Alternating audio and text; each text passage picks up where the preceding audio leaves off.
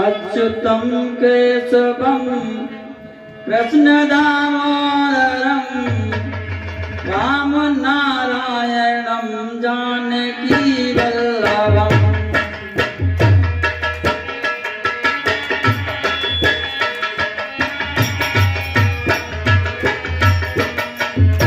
अच्युतं केशवं कृष्णदामोदरं रामनारायणं जानकीवल्लभम्।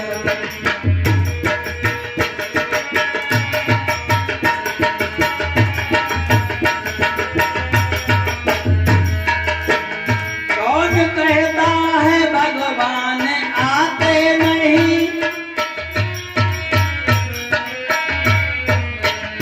कौन कहता है भगवान आते नहीं, हम द्रौपदी के जैसे बुलाते नहीं।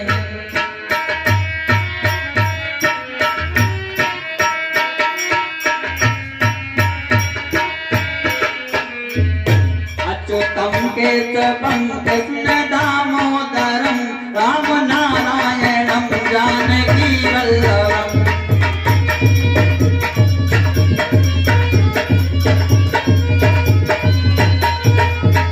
अच्युतं केशवं कृष्णदामोदरं रामनारायणं जानकीवल्लभम्।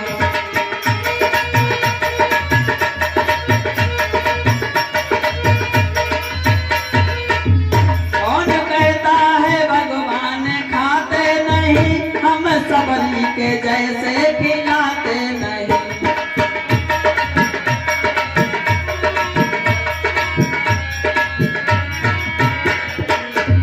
कौन कहता है भगवान खाते नहीं, हम सबरी के जैसे खिलाते नहीं।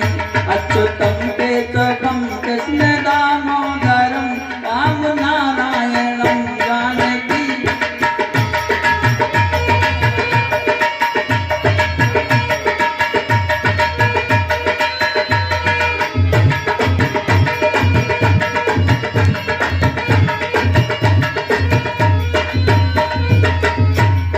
श्री रामचंद्र भगवान की।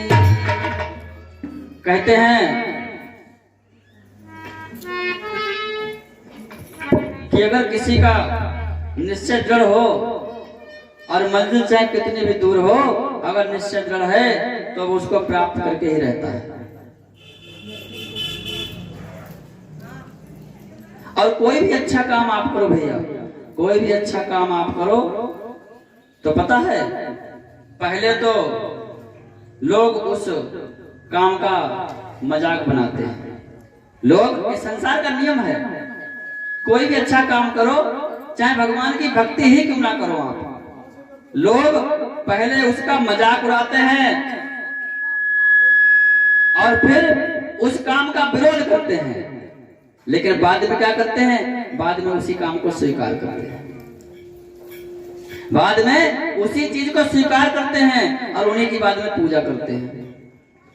मीराबाई कितना मजाक उड़ाया गया, कितना विरोध किया, यहाँ तक कि उनको जहर भी पिला दिया, यहाँ तक कि उनको जहर भी पिला दिया, लेकिन बाद में उन्हीं मीराबाई की पूजा हुई, उन्हीं को लोगों ने स्वीकार किया। जैसे स्वामी विवेकानंद को ले लीजिए। स्वामी विवेकानंद सन 1893 की बात है, अमेरिका में एक कवि सम्मेलन हुआ था, विश्व सम्मेलन, विश्व कवि सम्मेलन। तो देश देश से ज्ञानी, महाज्ञानी विद्वान आए हुए थे अमेरिका में, और कहा हुआ था, शिकागो में। तो हमारे यहाँ भारत से स्वामी विवेकानंद गए। तो जो विदेश के लोग आए थे वो सूट बूट और टाई में, भाई सूट बूट टाई में थे, और हमारे विवेकानंद जी जब गए तो कुर्ता और धोती पहने हुए हैं, सर पे पगड़ी। तो लोग देख देख करके इनका मजाक उड़ा रहे थे, हंस रहे थे। कि देखो ये भी एक व्यक्ति भारत से आया है जिसको कपड़े पहनना नहीं आता, जिसको वस्त्र पहनने की तमीज नहीं, वस्त्र पहनने नहीं आते इसको, ये क्या बोलेगा, क्या प्रवचन देगा, क्या भाषण करेगा।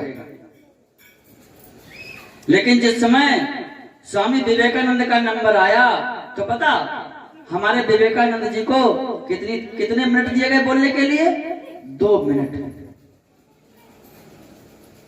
सिर्फ 2 मिनट दिए गए बोलने को लिए। और जैसे ही उन्होंने माइक पकड़ा और बोलना शुरू किया तो सबसे पहले क्या बोले? सबसे पहले बोले हैं शुरुआत में कि मेरे प्यारे अमेरिकी भाइयों एवं बहनों। जैसे ही इतनी बात कही विवेकानंद जी ने तो जितना वातावरण था वहां पे तालियों की आवाज से गूंज उठा, तालियों की गड़गड़ाहट सुनाई देने लगी। और वहां पर पूरे विश्व को पछाड़कर विवेकानंद जी ने भारत का झंडा, भारत का परचम लहरा दिया। तो हम उस भारत में हमने जन्म लिया है। कौन से भारत में? जहां डाल डाल पर सोने की चिड़िया, जहां डाल डाल पर सोने की चिड़िया करती है बसेरा, वो भारत देश है मेरा। भैया हम उस देश के रहने वाले हैं जिस देश में स्त्री को देवी कहा गया है, जिस देश में स्त्री को देवी कहा गया है।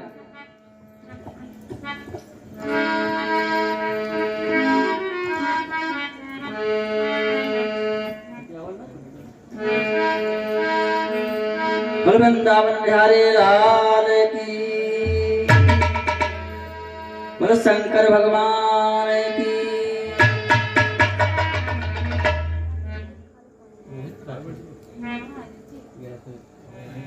हमारे भैया श्री रोहित राठौर जी 1101 रुपए भगवान के पावन चरणों में अर्पण कर रहे हैं। भगवान हमेशा सुख शांति बनाए रखें और हमेशा कल्याण करें।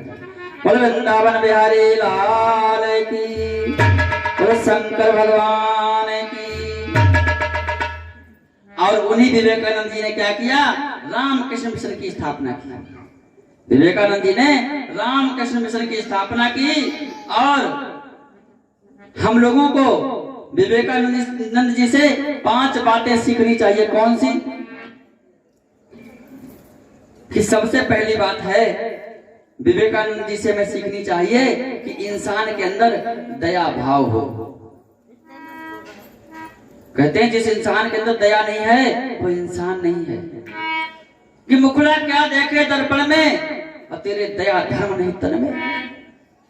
जिसके अंदर दया और धर्म नहीं है उस व्यक्ति को अपना मुखड़ा भी देखना नहीं चाहिए शीशे में, दर्पण में। कैसे? एक बार बचपन में विवेकानंद की मां ने, स्वामी विवेकानंद जी की मां ने चाकू मांगा विवेकानंद जी से। तो विवेकानंद ने चाकू पता कैसे दिया? जो धार थी ना, धार को अपनी तरफ किया और लकड़ी की बेटी जो थी वो मां को पकड़ाई। क्यों? कि अगर कहीं धार की तरफ से मां को पकड़ाया, कहीं मां को लग गया तो। यानी इतना दया भाव था उनके अंदर, विवेकानंद जी के अंदर। तो हमें एक बात ये सीखनी चाहिए विवेकानंद जी से कि हमारे अंदर दया भाव हो।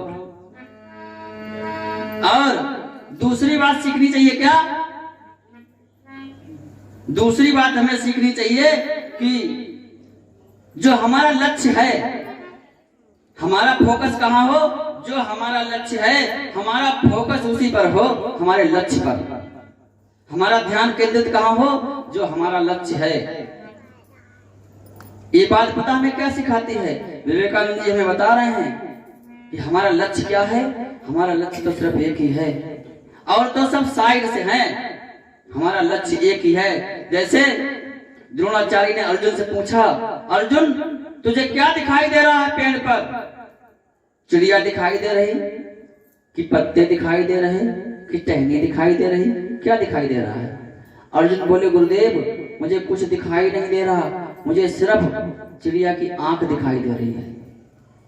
यानी जहां पे निशाना लगाने के लिए कहा था आंख पे, अर्जुन ने कहा गुरुदेव हमें आंख के अलावा चिड़िया की कुछ भी दिखाई नहीं दे रहा है। इसी प्रकार जिस प्रकार अर्जुन का लक्ष्य चिड़िया की आंख थी, उसी प्रकार मनुष्य का लक्ष्य है सिर्फ एक, भगवत प्राप्ति, भगवान की प्राप्ति, जिस तरह भी हो, कैसे भी हो।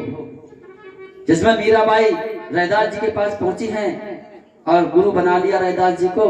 रैदास जी बनारस काशी में, काशी की बाजार में उनकी मोची की दुकान थी, जूता सिला करते थे। तो मीराबाई जी ने पूछा रैदास जी से, गुरुदेव भगवान की प्राप्ति कैसे करें?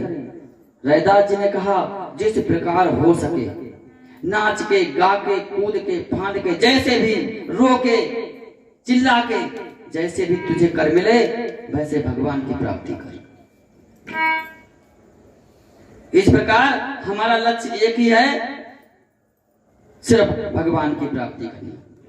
दूसरी बात हमें सीखनी चाहिए विवेकानंद जी से कि हमारा लक्ष्य एक ही हो। जैसे विवेकानंद जी का लक्ष्य था रामकृष्ण मिशन की स्थापना करना, उनका लक्ष्य था और उन्होंने उसको कर दिखाया। तीसरा प्रश्न क्या था? तीसरी बात क्या है जो हमें विवेकानंद जी से सीखनी चाहिए? Respect women. हमें स्त्री का, नारी का सम्मान करना चाहिए। हमें नारी का सम्मान करना चाहिए। कहते हैं शिकागो में जब गए और प्रवचन किए और जब बोले तो बोलते रह गए, लोग सुनते हैं तो सुनते ही रह गए। तभी वहां पर एक स्त्री ने कहा था कि हमें आपके जैसा एक पुत्र चाहिए आपके द्वारा। और विवेकानंद जी तो ब्रह्मचारी थे, देखिए कितने बुद्धिमान। विवेकानंद जी कहने लगे कि हम पुत्र कहां से दें आपको, आप ऐसा करो हमको ही पुत्र समझ लो। उसके चरणों में गिर गए और बोले मां मैं ही तेरा पुत्र हूं, मुझे ही पुत्र मान ले। इसलिए हम सबको नारी की रिस्पेक्ट करनी चाहिए, स्त्री को सम्मान देना चाहिए। कहते हैं जो पुरुष अपनी स्त्री को सुखी नहीं रख सकता, खुश नहीं रख सकता, वो जीवन में कभी खुश नहीं रहेगा, ना सुखी रह सकता। हमने देखा है लोग औरतों पे हाथ उठाते हैं, डंडा उठाते हैं। औरत पे डंडा मारो, औरत के अगर 2 डंडे मारो तो जाकर के घोड़े पे मारो। अरे उसको क्या मार रहा है, वो तो तुम्हारे अधीन है।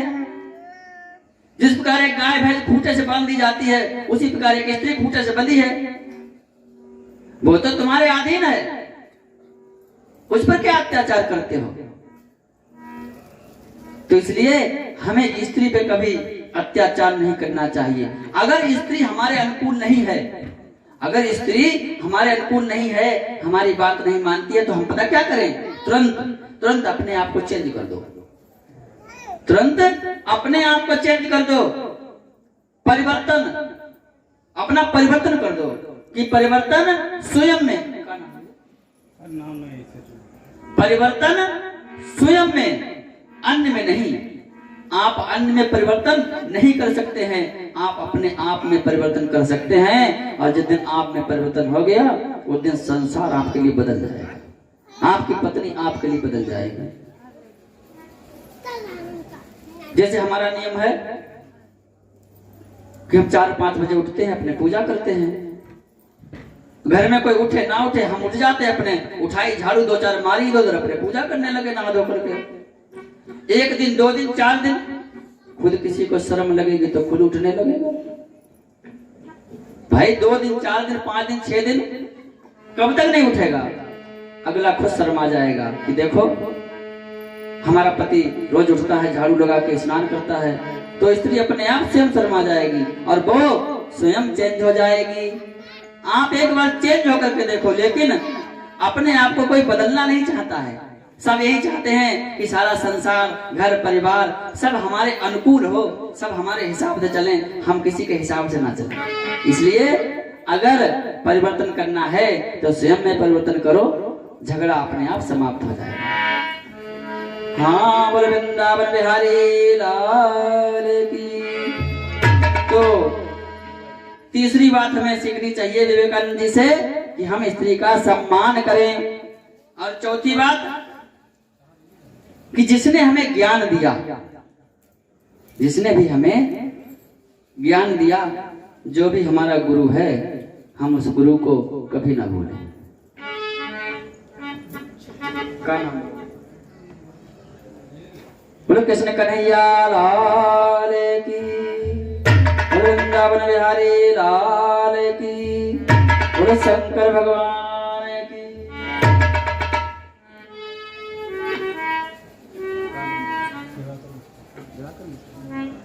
हमारे भैया श्री दिवाकर मिश्रा जी ये 201 रुपए और ठाकुर जी के लिए ओम प्रकाश जी के यहाँ के पेड़े भगवान को अर्पण कर रहे हैं। भगवान हमेशा सुख शांति रखे और कल्याण करें। बोलो वृंदावन बिहारी लाल की, बोलो शंकर भगवान की। भगवान ने कहा अब तुम इसको मत डालो, अब इसको डाल लो। बोलो शंकर भगवान की।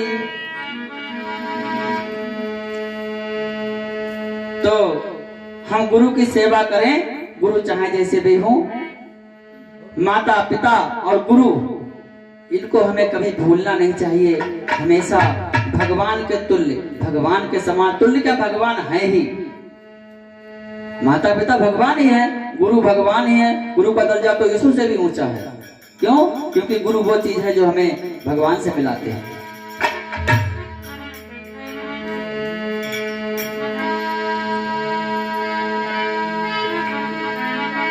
बोलो वृंदावन बिहारी लाल की। और विवेकानंद जी से एक बात सीखनी चाहिए हमें, क्या कि चाहे जितनी मुसीबत में हम हों, चाहे जितने व्यथित हों, लेकिन हमें अपने चेहरे पर हमेशा मुस्कुराहट को बरकरार रखना चाहिए। हम कभी उदास ना रहें। और उदासी हमारी जभी जाएगी, मुख की मलिनता हमारी जभी जाएगी, कब जाएगी? जब हम आध्यात्म में प्रवेश करेंगे। जिस दिन हम आध्यात्म में प्रवेश कर गए, उसके बाद फिर हमारे मुख की हंसी, मुख की कांति, चेहरे की चमक कोई हमसे छीन नहीं सकता। हमारे सर पे दुखों का पहाड़ होगा, लेकिन हमारा चेहरा मुस्कुराहट से भरपूर होगा। क्योंकि आध्यात्मिक व्यक्ति जो है ना, वो संसार में नहीं रहता, वो संसार को अपना नहीं समझता। क्यों? कि सवै भूमि गोपाल की, ये तो सब कन्हैया का है, गोपाल का है, ठाकुर का है, हमारा तो कुछ है ही नहीं। इसलिए हम क्यों रोएं, क्यों चिल्लाएं और क्यों उदास रहें? भगवान ने हमें रोने चिल्लाने के लिए जन्म नहीं दिया है। भगवान ने हमें इसलिए जन्म दिया है, खुश रहो, प्रसन्न रहो, हमारा भजन करो और हमें प्राप्त हो जाओ।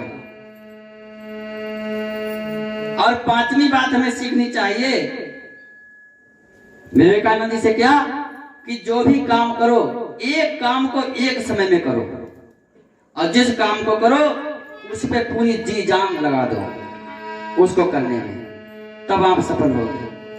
बोलो सीता रामचंद्र भगवान की। इस प्रकार विवेकानंद जी ने हमारे देश का नाम रोशन किया, भारत का परचम अमेरिका तक लहराया। लेकिन हम अपनी कॉलोनी का परचम नहीं लहरा पा रहे हैं। हम क्या कहेंगे जाके बाहर कि पूरी भारत भूषण कॉलोनी में क्या इतने ही लोग रहते हैं जो कथा सुनने यहाँ पर आते हैं? बोलो वृंदावन बिहारी लाल की। अरे कम से कम आज तो निकलो, आज अंतिम दिन है कथा का, आज समापन है और कल हवन होगा, और परसों क्या कल ही हम यहाँ से चले जाएंगे आराम से। कल सोना 8 बजे से सुबह 8 बजे तक। बोलो शंकर भगवान की। हाँ भैया, कथा कहाँ पे चल रही थी बताओ? बोलो वृंदावन बिहारी लाल की। विभीषण जो हैं भगवान प्रभु श्री राम की शरण में आ जाते हैं। भगवान प्रभु श्री राम ने विभीषण की कामना देखी है, तो कामना को देख करके विभीषण का राज तिलक कर दिया, विभीषण को राजा बना दिया।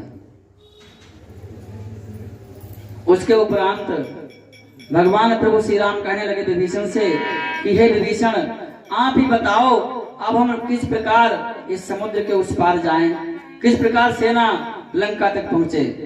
विभीषण कहने लगे प्रभु आपको नहीं पता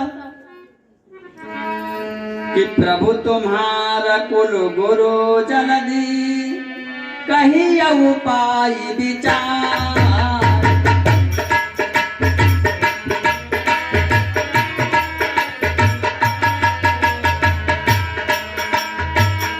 बिनु प्रयास सा करत रही सकल भालु कपिझारे।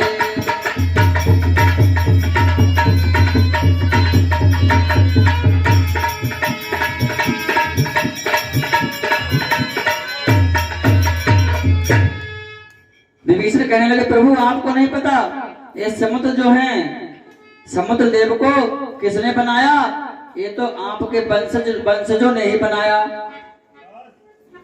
समुद्र राजा सगर के 60,000 पुत्रों ने जब खोदना शुरू किया ना, एक तरफ से जब घोड़ा ढूंढा है, एक तरफ जब खोदना शुरू किया तो पृथ्वी 3 हिस्से में खोद डाली। खोदते खोदते पाताल पहुंच गए थे। पृथ्वी को 3 हिस्से में खोद डाला, इसीलिए 3 हिस्से में समुद्र हो गया। विभीषण कहने लगे कि ये तो आपके कुलगुरु हैं समुद्र देव, इनसे रास्ता मांगिए, इनकी प्रार्थना कीजिए। लेकिन लक्ष्मण कहने लगे भैया रास्ता कुछ मत मांगो, उठाओ धनुष और लो बाण और चढ़ाओ संधान करो और इसको सोख लो, सुखा दो, रास्ता अपने आप बन जाएगी। ये समुद्र जड़ है, हमें रास्ता नहीं देगा। भगवान कहने लगे कि हे लक्ष्मण एक ही बार में किसी को समाप्त करना ठीक नहीं है, पहले प्रार्थना करके देख लेते हैं हर ठीक क्या है प्रार्थना करने में। विभीषण कह रहे हैं तो विभीषण की भी बात मान लेते हैं। भगवान प्रभु श्री राम बैठ जाते हैं, समुद्र से प्रार्थना करते हैं। 3 दिन बीत गए कि विनय न मानता जलधि जड़ गए 3 दिन बीत। अरे बोले राम सकोप तब भय बिन हो न प्रीत। जब 3 दिन बीत गए तो भगवान प्रभु श्री राम कहने लगे अब हमें ऐसा लगता है कि बिना भय के बिना डर के तो प्रेम भी नहीं होता है, इसलिए हे लक्ष्मण ले आओ हमारा धनुष बाण। लक्ष्मण कहने लगे भैया हम तो पहले ही से कह रहे थे कि बिना धनुष बाण के काम नहीं चलेगा, आपने माना ही नहीं। तुरंत लक्ष्मण जी धनुष और बाण को उठा के लाते हैं और जैसे ही भगवान प्रभु श्री राम ने अग्नि बाण संधान किया, धनुष पर समुद्र का जल खौलने लगा। समुद्र देव व्याकुल हो गए और तुरंत प्रकट हो जाते हैं और कहने लगे कि हे नाथ आपकी बनाई हुई मर्यादा है, हमारी मर्यादा आपकी बनाई हुई है। देखिए हजारों नदियां समुद्र में जाती हैं, लेकिन समुद्र का स्तर ना ही घटता है और ना ही बढ़ता है, समुद्र अपनी मर्यादा में रहता है। जिस दिन समुद्र अपनी मर्यादा छोड़ देगा उसी दिन पृथ्वी जलमग्न हो जाएगी। और समुद्र देव कहने लगे कि हे नाथ हम तो जड़ हैं, गमार हैं। यहाँ पर एक चौपाई आती है क्या, ढोल गमार शूद्र पशु नारी। और ढोल गमार शूद्र पशु नारी, और ये सब ताड़न के अधिकारी।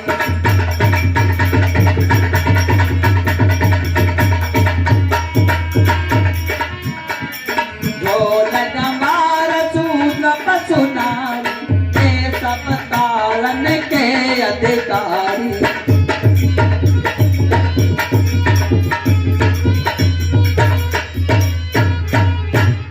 कहने लगे समुद्र देव कि हे नाथ हम तो गवार हैं, और जो गवार होता है वो ताड़ना का अधिकारी होता है। यहाँ चौपाई हमें क्या सिखा रही है, बोलो शंकर भगवान की। भैया एक बोरी खुराक के डालते जाओ, बोलो शंकर भगवान की।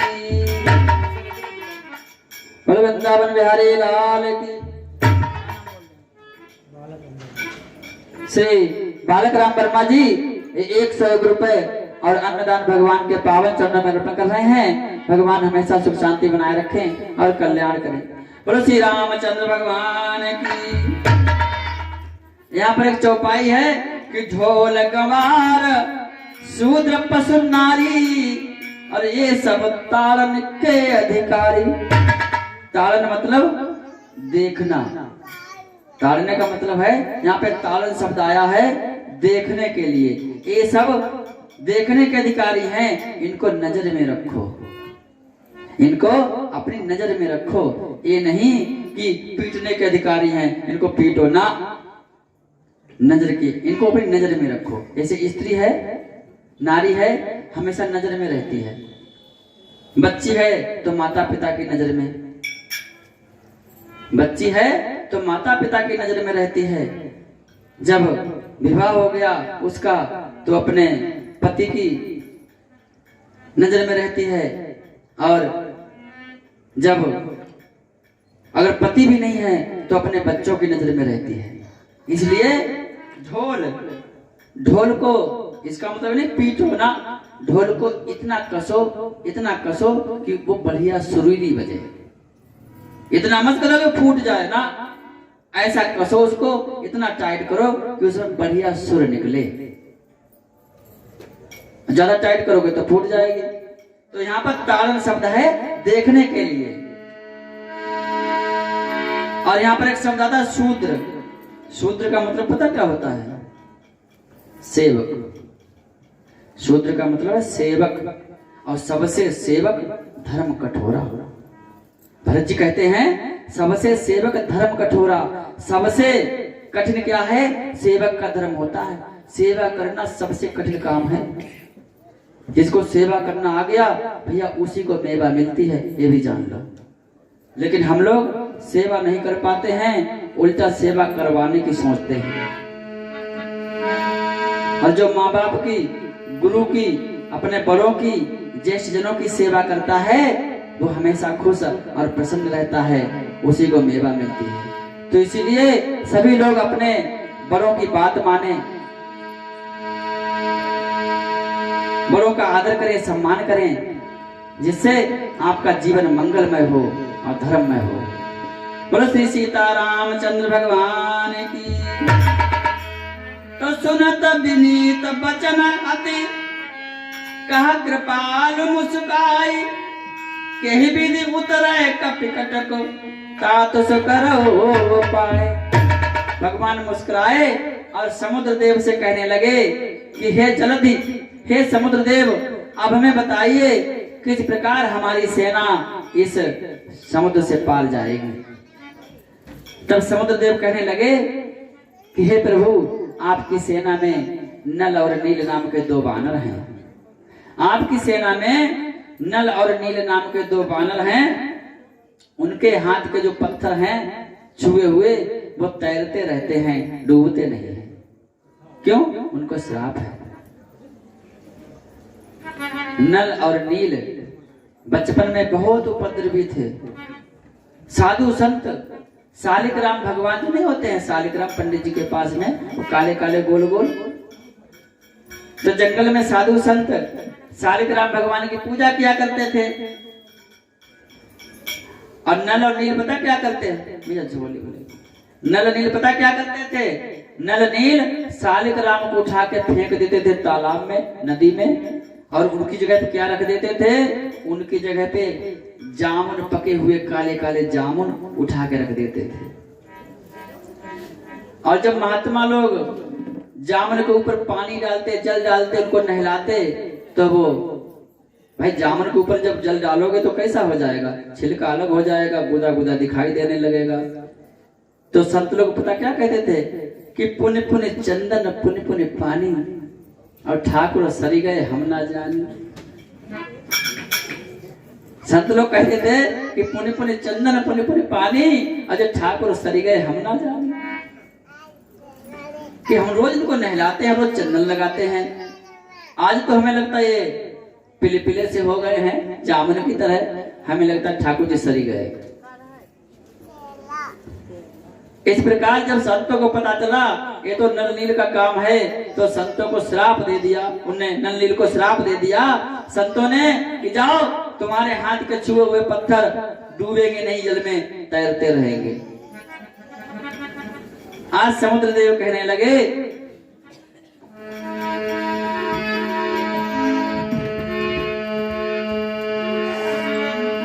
कि नाथ नील कपि नाथ नील नल कपि दो भाई, नाथ नील नल कपि दो भाई, और लरिकाई ऋषिया से सफाई।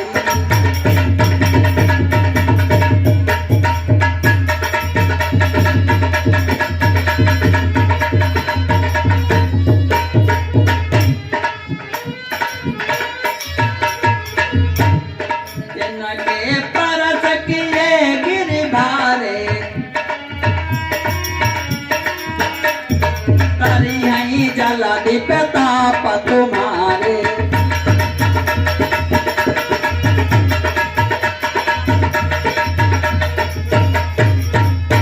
श्री सीतारामचंद्र भगवान की जय। समुद्र देव ने क्या कहा था कि हे नाथ तरिहे जलद प्रताप तुम्हारे, नल नील तो हाथ से छुएंगे लेकिन आपके प्रताप से ही पत्थर तरेंगे। इस प्रकार समुद्र पर पुल जब बंधने लगा, सेतु आरंभ हो गया, तो भगवान प्रभु श्री राम सोचने लगे कि हमारे प्रताप से अगर पत्थर तैर सकते हैं तो देखे हम भी डाल के एक पत्थर। भगवान प्रभु श्री राम ने एक पत्थर उठाया और उठा करके समुद्र में डाला, और भगवान देख रहे हैं आगे पीछे कोई देख तो नहीं रहा है मुझे, सोच रहे कहीं डूब गया तो हमारी बदनामी होगी, कि देखो भगवान ने पत्थर डाला डूब गया, राम ने पत्थर डाला वो डूब गया। जैसे ही प्रभु श्री राम ने पत्थर को डाला पत्थर डूब जाता है। हनुमान जी पीछे से देख रहे थे, हनुमान जी पहुंचे प्रभु के पास, भगवान कहने लगे हनुमान तुमने मुझे देख लिया, किसी से कहना मत। हनुमान जी बोले प्रभु आप भी ऐसी बात करते हो, अरे जिसके सर पर आपका हाथ जब तक है तब तक वो सलामत रहेगा, और जो आपके हाथ से छूट गया प्रभु उसे तो डूबना ही है, वो कहां बचेगा। भाई भगवान का हाथ जिस दिन हमारे सर से हट जाएगा उस दिन हमें कोई बचा नहीं सकता संसार में। ये शरीर नहीं रह जाएगा, उस दिन शरीर क्या हो जाएगा, उस दिन शरीर मिट्टी हो जाएगा। ये मिट्टी है, मानो या ना मानो ये सिर्फ मिट्टी ही है, और मिट्टी मिट्टी में मिल जाएगी। माटी का खिलौना माटी में मिल जाएगा। इसे अपना मत समझो, इस शरीर को एक नौकर समझो। जिस प्रकार एक नौकर से काम लेते हो उसी प्रकार इस शरीर से काम लो, और वो काम हमें कौन सा लेना है। ये नहीं कि हम गन्ना छुड़वाएं, गन्ना भी छुड़वाओ, लेकिन जो मेन कार्य है, लक्ष्य है, मेन काम क्या है शरीर से लेना, भगवान का भजन करवाओ। इसे जितना हो सके इसको धर्म कार्य में लगाओ। शरीर को जीव निरंतर आपकी राम राम जपे, गन्ना छोलते रहो और राम राम जपते रहो। किसान का यही काम है। क्यों? किसान के पास समय तो है नहीं कि वो बैठ के भगवान का नाम जपेगा। पता लगा सुबह को गए हैं पंपिंग सेट लेकर के और 2 दिन खेत ही में है, रोटी पानी सब वहीं पे है, सिंचाई चल रही है।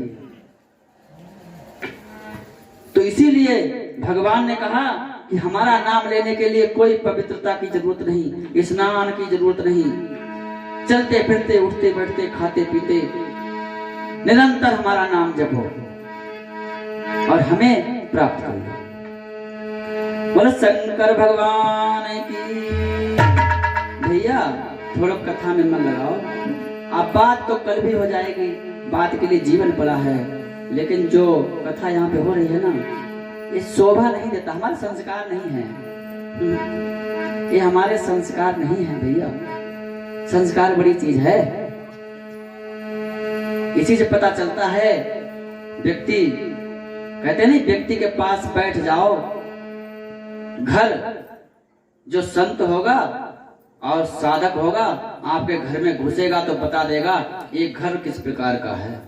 केवल घर का वातावरण देख करके, घर का वातावरण देख करके बता देगा ये घर किस प्रकार का है, किस कोटि का है। एक व्यक्ति की पहचान, एक व्यक्ति जब बोलता है तो व्यक्ति नहीं बोलता है, उसका व्यक्तित्व बोलता है, उसका गुरु बोलता है, उसकी परंपरा बोलती है। जब एक व्यक्ति बोलता है तो वो नहीं बोलता है, उसके संस्कार बोलते हैं, उसके माता पिता बोलते हैं, उसकी परंपरा बोलती है, उसका कुल बोलता है और उसका गुरु बोलता है। बोलने से पता चल जाता है कि ये व्यक्ति किस कोटि का है, किस परंपरा का है, किस गुरु का शिष्य है, आखिर इसकी परंपरा कौन सी है।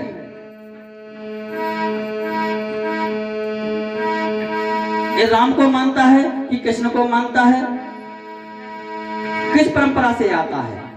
तो भैया हमारी बोलचाल भी हमें कभी कभी सिखा देती है। इसलिए संस्कार बड़ी चीज है। जहां बैठो तो ये देखना चाहिए हमें हम कहां बैठे हैं। इसीलिए कहते हैं कि हम लोगों को बोलना नहीं आता भैया, हम लोगों को बोलना नहीं आता, चलना नहीं आता, फिरना नहीं आता, सुनना नहीं आता, देखना नहीं आता। कहां कब क्या बोले, कैसे बैठे, कैसे उठे, हमें ये सब देखना पड़ता है। आज हमारी बात अच्छी नहीं लग रही होगी, हम कह रहे हैं खराब लग रही होगी, लेकिन यही बात जब आप 50 के पार जाओगे और 60 में पहुंचोगे तब कहोगे हाँ पंडित जी सही कह रहे थे, अगर भगवान का भजन किया होता, भगवान का नाम लिया होता तो आज ये परेशानी नहीं होती। बोलो शंकर भगवान की, वृंदावन बिहारी लाल की। तो इस प्रकार भगवान प्रभु श्री राम से हनुमान जी कह रहे, हनुमान किसी को बताना मत कि हमारे हाथ का पत्थर डूब गया। हनुमान जी बोले प्रभु जब तक आपके हाथ में पत्थर था सही सलामत था, और जब आपके हाथ से छूटा तब तो उसे डूबना ही है। इसलिए जब तक हम प्रभु के पास हैं, जब तक हमारे अंदर राम रमे हुए हैं, तब तक हम जीवित हैं। ये शरीर शरीर है, और जिस दिन राम नहीं होंगे ये शरीर एक मिट्टी हो जाएगा। समुद्र का पुल बन गया, उसके उपरांत भगवान प्रभु श्री राम ने वहां पर भगवान भोलेनाथ की स्थापना की, शंकर जी की स्थापना की। और भगवान ने कहा क्या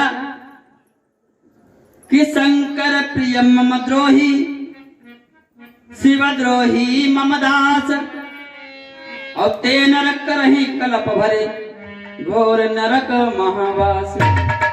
ये देखो पहले हम बैठे कहाँ हैं, ये भोलेनाथ की नगरी है, इसे छोटी काशी कहा जाता है।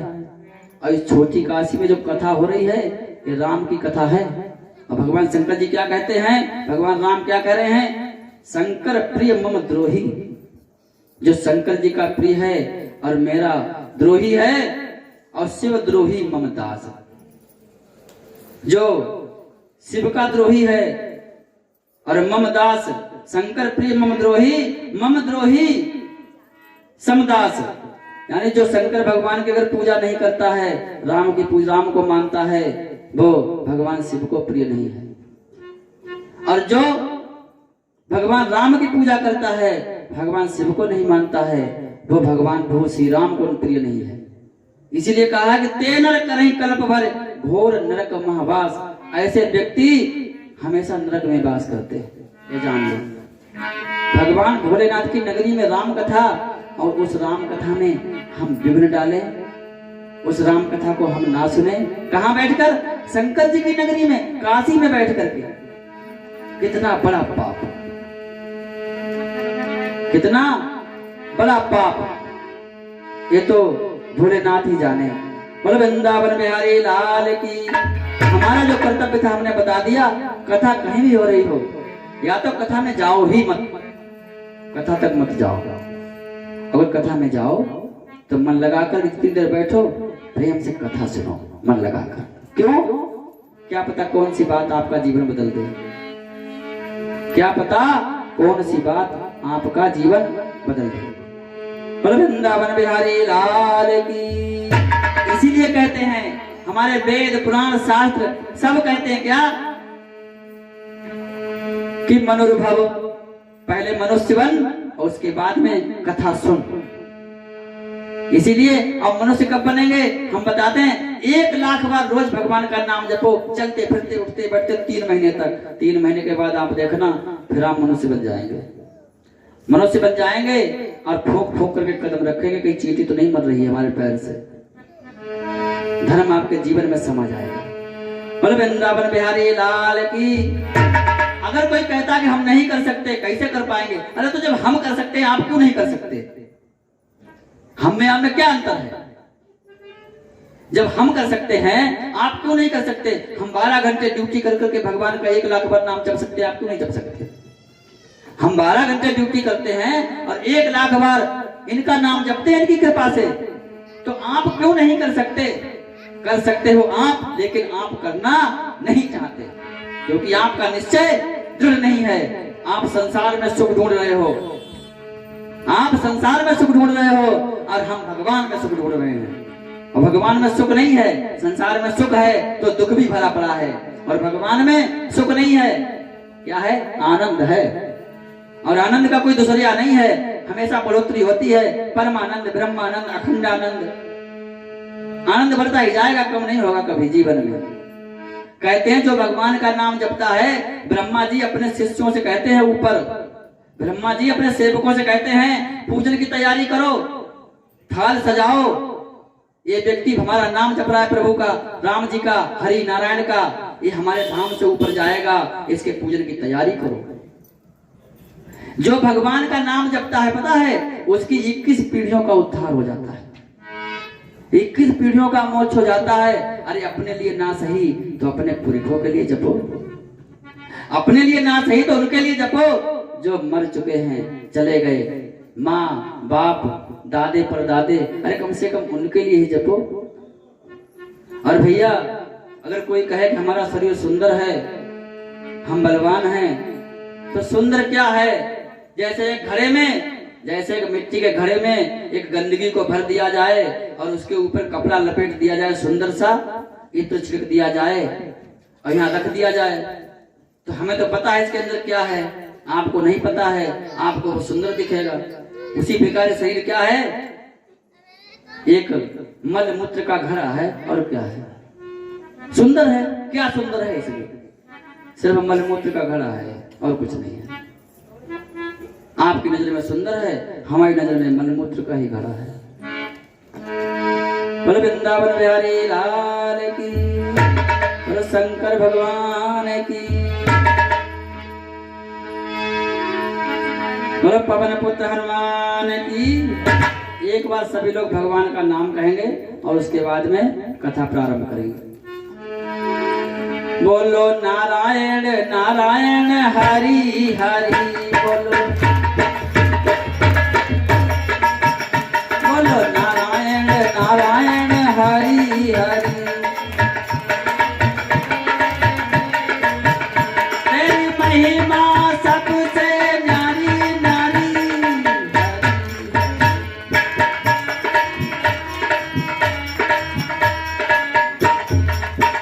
बोलो नारायण नारायण हरि हरि, बोलो नारायण नारायण हरि हरि।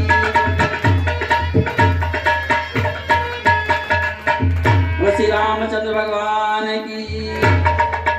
इस प्रकार भगवान प्रभु श्री राम ने शंकर जी की स्थापना की, और जब स्थापना की है तो जो पुरोहित थे, ऋषि मुनि थे, स्थापना करवाने के लिए आए, कहने लगे प्रभु आपकी पत्नी तो है नहीं, बराबर में कौन बैठेगा आपके? तो बताते हैं कि जामवंत को भेजा गया। भगवान प्रभु श्री राम ने जामवंत को भेजा लंका, किस लिए? एक ब्राह्मण की खोज के लिए। भाई पूजा कौन कराएगा, स्थापना कौन कराएगा? तो जामवंत जी गए हैं रावण के पास में और जाकर कहने लगे रावण से, जब रावण ने जाना जामवंत आए हुए हैं, रावण तो जानता था जामवंत कौन है। रावण ने बहुत स्वागत किया, सत्कार किया जामवंत को आसन दिया, बिठाया और पूछने लगा क्यों आए हो। जामवंत कहने लगे कि राम जी ने सेतु बांध दिया है समुद्र पर और अब स्थापना करवानी है, एक ब्राह्मण की जरूरत है, इसलिए आपके पास आया हूं। तो रावण कहने लगा कि ठीक है, हम स्थापना करवा देंगे, लेकिन जो हमारा यजमान है उसके साथ में नारी तो है नहीं। कोई बात नहीं, हम सारा सामान और सामग्री साथ में लेकर के आएंगे, क्योंकि राम तो वन में है, उनके पास क्या रखा है। तो रावण सभी सामग्री साथ में ले गया और मैया सीता को रथ में बिठा करके ले गया और जाकर के स्थापना करवाई और पुनः मैया सीता को वापस लाया है। इतना विद्वान था और ज्ञानी था। कहते हैं एक बार जिसमें मैया सीता का विवाह हुआ और विवाह होकर के आई, तो मैया सीता ने कहा कि हम एक ब्राह्मण को भोजन कराना चाहते हैं। तो महाराज दशरथ गुरु वशिष्ठ के पास में गए और बोले गुरुदेव, सीता एक ब्राह्मण को भोजन कराना चाहती हैं, आप ही चलो ना। वशिष्ठ जी कहने लगे हम शुद्ध ब्राह्मण नहीं हैं। महाराज दशरथ बोले फिर गुरुदेव शुद्ध ब्राह्मण कौन है। गुरु वशिष्ठ कहने लगे पृथ्वी पर अगर कोई शुद्ध ब्राह्मण इस समय है तो वो रावण है, उसके अलावा कोई नहीं है। रावण के पास संदेशा गया, रावण अयोध्या आया, मैया सीता ने उसको भोजन कराया। जब गुरुदक्षिणा की बात आई तो रावण कहने लगा मैया सीता से, हमारी गुरुदक्षिणा यही है कि तुम हमारी लंका चली जाना और हमारे उद्धार का कारण बन जाना। तो मैया सीता से पहले ही वचन ले लिया था रावण ने। बोलो वृंदावन बिहारी लाल की। इस प्रकार समुद्र पर सेतु बन गया। भगवान प्रभु श्री राम की सेना उस तरफ उतर जाती है। जब दूसरा दिन हुआ, सभा लगाई जाती है। जामवंत जी कहने लगे कि हे नाथ, हमारा विचार है कि पहले रावण को एक संधि प्रस्ताव भेजा जाए। रावण को एक संधि प्रस्ताव भेजा जाए।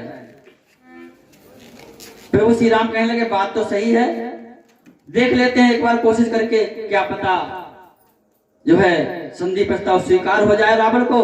तो हजारों व्यक्ति, लाखों व्यक्ति की जान क्यों जाएगी, क्यों हजारों बानर मरेंगे, हजारों राक्षस मरेंगे। क्योंकि युद्ध में किसी का कभी भी जो है फायदा नहीं हुआ है। युद्ध में हमेशा नुकसान ही होता है, चाहे वो पति पत्नी का युद्ध हो और चाहे वो एक घर में युद्ध हो, भाई भाई का झगड़ा हो, चाहे वो पड़ोसियों से झगड़ा हो और चाहे देश देश का झगड़ा हो। झगड़े में कभी किसी का फायदा नहीं हुआ है, हमेशा नुकसान ही होता है।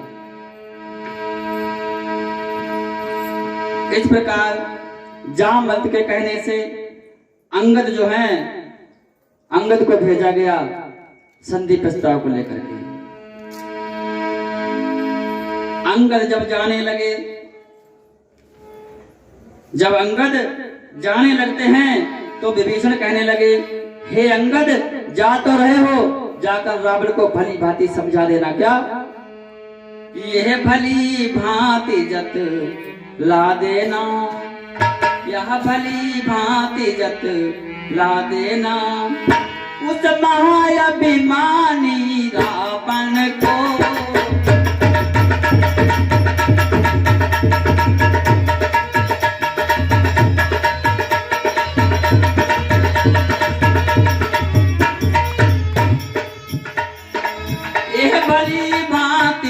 ला देना उस महाअभिमानी रावण को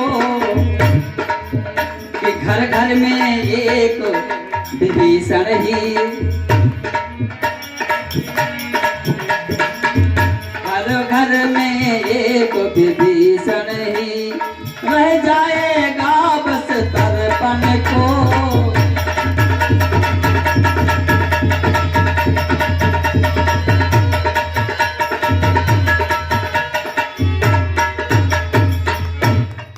विभीषण कहने लगे कि हे अंगद जा रहे हो, जाकर के रावण को भली भांति समझा देना कि हे रावण अभी भी समय है, प्रभु से संधि कर ले और माता सीता को वापस लौटा दे, अन्यथा तेरे वंश में पूरी लंका में एक विभीषण ही तर्पण करने के लिए बचेगा और कोई नहीं बचेगा। अंगद चल देते हैं, जाकर के लंका में पहुंचे तो रास्ते में रावण के पुत्र से मुठभेड़ हो गई।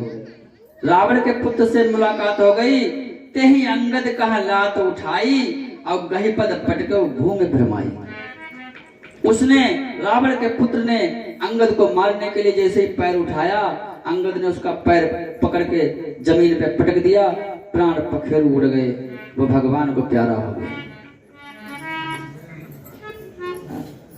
इस प्रकार कि भयो कोलाहल नगर मझारी, अरे भयो कोलाहल नगर मझारी, आवा कपि लंका जेहि जारी। पूरी लंका में हाहाकार मच गया कि वही बानर आ गया है जिसने लंका को जलाया है। लेकिन उनको ये नहीं पता कि ये वो बानर नहीं है, ये तो अंगद है। कि सुनत बचन बोले दस सीसा, आनहु बेगी कहाँ कर कीसा। रावण कहने लगा जल्दी से उसको ले आओ मेरे सामने, लेकिन उसकी पूंछ पे ध्यान रखना, उसकी पूंछ बहुत खतरनाक है। उसकी पूंछ पे ध्यान रखना, उसकी पूंछ बहुत खतरनाक है। क्यों? अरे उसकी पूंछ ने तो कमाल कर दिया, पूरी लंका में आग लगा दी, इसलिए पूंछ से बच के रहना। उसकी पूंछ बहुत खतरनाक है। हम बता चुके हैं सारा संसार पूंछे की वजह से दुखी है। छोटा भाई कहता है बड़े भाई से कि तुम हमें पूछते ही नहीं हो, हमारी घर में कोई पूछे ही नहीं है। बड़ा भाई कहता है छोटे भाई से कि अपने मन की करता है, हमें पूछते ही नहीं है, हमारी कोई पूछे ही नहीं है। तो भैया सारा संसार पूछे की वजह से परेशान है। और जिसने अपनी पूंछ को छोटा कर लिया वही आराम में है। बोल वृंदावन बिहारी लाल की। इस प्रकार दूत अंगद को लेकर के रावण की सभा में पहुंचे तो अंगद ने देखा रावण पर्वत के समान बैठा हुआ है। अंगद ने देखा हम दूत बनकर के आए हैं, इसने हमें आसन नहीं दिया। तुरंत अंगद ने क्या किया, सोचने लगे या तो मैं इस सभा से चला जाऊं क्योंकि मेरा यहाँ अपमान हुआ है, या तो चला जाऊं और या अपना आसन बना लूं। तुरंत अंगद ने अपनी पूंछ का आसन बनाया और बना के बैठ गए, रावण से भी ऊंचे। जब बैठ जाते हैं रावण कहने लगा अरे तेरा क्या नाम है? अंगद कहने लगा मेरा नाम अंगद है और मैं बाली का पुत्र हूं। रावण बोला अरे अंगद तू ही बाली का पुत्र है? ये अंगद तू ही बाली कर बालक, उपजे वंश अनल कुल घालक।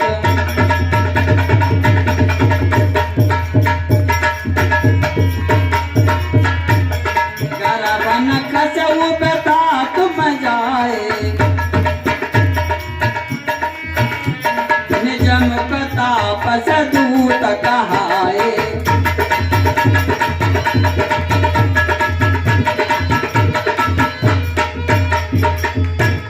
रावण बोला अरे अंगद तू ही बाली का पुत्र है कि उपज हो वंश अनल कुल घालक और गर्भ न खसऊ बैठा तो मजाए। रावण बोला तुम्हारी माँ का गर्भ भी नहीं गिर गया, बेकार ही उसने तुम्हें जन्म दिया। जिसने तेरे बाप का वध किया आज तुम उसी के साथ में है, धिक्कार है तेरे जीवन को। अंगद कहने लगे कि मैं देख रहा हूं कि तुम्हारी नीति कैसी है। कैसी है कि देखूं नयना दूत रखवारी और बूढ़े न मरऊ धर्म धारी। अपने आप को धर्मात्मा समझते हो, एक चुल्लू पानी में डूब के मर जाओ।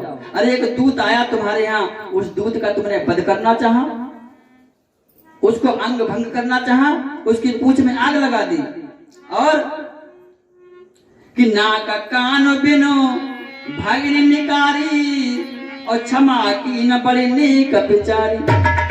तुम्हारी बहन के नाक कान कट गए, उससे कभी ये नहीं पूछा ये क्यों कटे कैसे कटे, उसको क्षमा कर दिया, उसको माफ कर दिया। अरे उससे पूछा होता कि क्यों कटे कैसे कटे, उसकी जांच पड़ताल की होती कम से कम। अपनी बहन के कहने पर चल दिए और जाकर के स्त्री का हरण करके ले आए। रावण बोला, अरे अंगद तूने अपने पिता को खा लिया, तेरे जैसा पुत्र किसी का ना हो। अंगद कहने लगे कि पिता ही खाते हूं अब तो ही, पिता ही खाते हूं अब तो ही, अब ही समझ परा कछु मोही।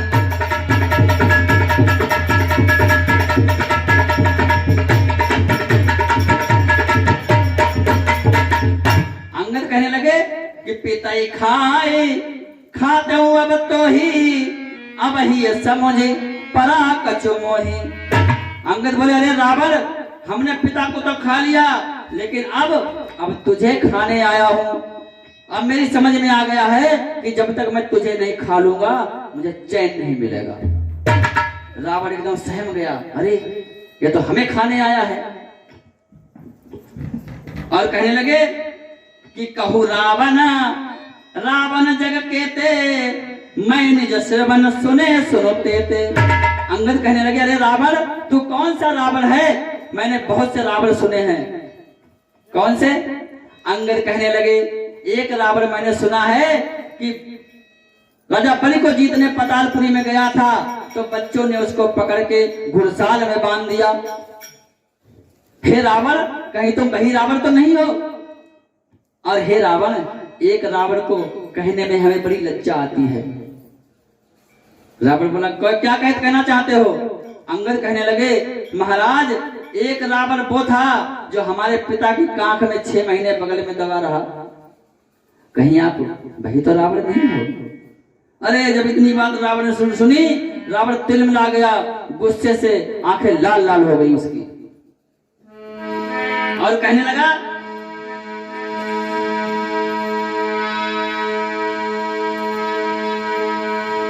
कि रावण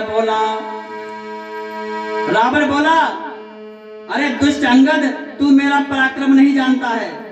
कहते हैं जो सेवक अपने स्वामी की निंदा सुनता है, जो सेवक, जो शिष्य और जो पिता, जो पुत्र, जो सेवक अपने स्वामी की निंदा सुनता है, जो शिष्य अपने गुरु की निंदा सुनता है, और जो पुत्र अपने पिता की निंदा सुनता है, कि जो सेवक अपने वचनों से स्वामी की निंदा सुनता है और परिहास नहीं करता है तो गोवध का पातक लगता है। जो शिष्य अपने गुरु की निंदा सुनता है और अगर उसका जवाब नहीं देता है तो पता कौन सा पातक लगता है? एक गाय को मारने के बराबर पातक लगता है।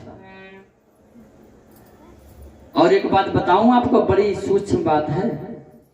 अच्छा, चमड़े की बेल्ट कौन कौन पहनता है? हाथ खड़े कर दो। चमड़े की बेल्ट, जो चमड़े की बेल्ट पहनता है ना, समझ लो वो गौ हत्या का भागीदार है, ये जान लो। जो भी चमड़े की बेल्ट पहनता है, ये समझ लो वो गौ हत्या का भागीदार है। क्यों? हम चमड़ा खरीदते हैं ना, हम चमड़े को खरीदते हैं भाई। अगर हम नहीं खरीदेंगे, अगर हम चमड़ा ना खरीदें, ये जान लो, इसलिए चमड़े की बेल्ट मत पहनो। जैसे बकरे को काटने वाला ही पापी नहीं होता है, जो उसको देखता है ना वो भी पापी होता है। जो खड़े होकर के देखता है कि देखे कैसे गर्दन कट रही है, उसे भी पाप लगता है। जो कहता है इसको काटो, उसको भी पाप लगता है। आप बिल्कुल खाते ना हो, आप बना रहे हैं तो आपको भी पाप लगता है। इसलिए माताओं से कहना है कि अगर आप खाती ना हो तो कभी बनाना मत।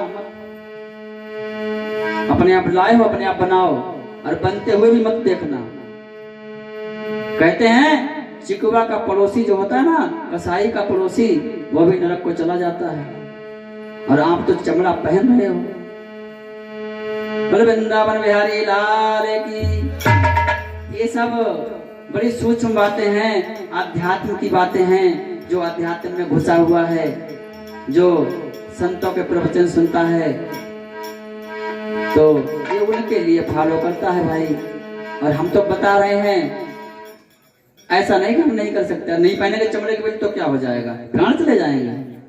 प्राण तो नहीं जाएंगे।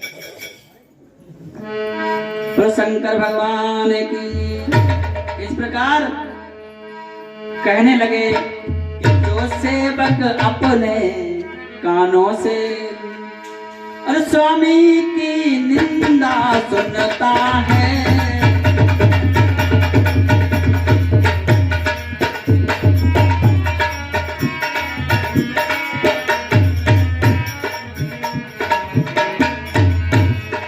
और जो सेवक अपने कानों से स्वामी की निंदा सुनता है और परिहास नहीं करता है,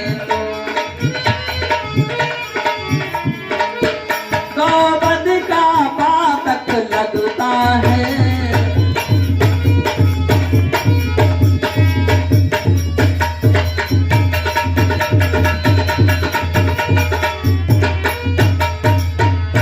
कहते हैं जो सेवक अपने स्वामी की या भगवान की निंदा अपने कानों से सुनता है, उसको गौवध का पातक लगता है।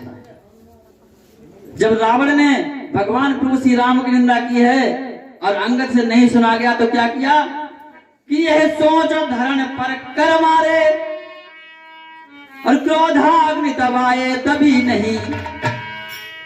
और कहने लगे अंगद, अचलेश्वर का अपमान हुआ फिर भी अचला तू चली नहीं।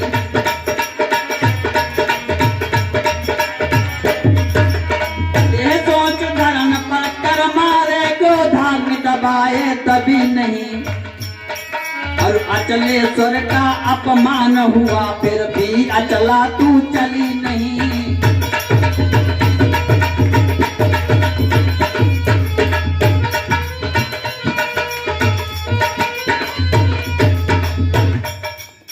इतना सोच करके क्या किया है, अंगद ने अपने दोनों हाथ पृथ्वी पर मारे हैं और पृथ्वी डोलने लगी।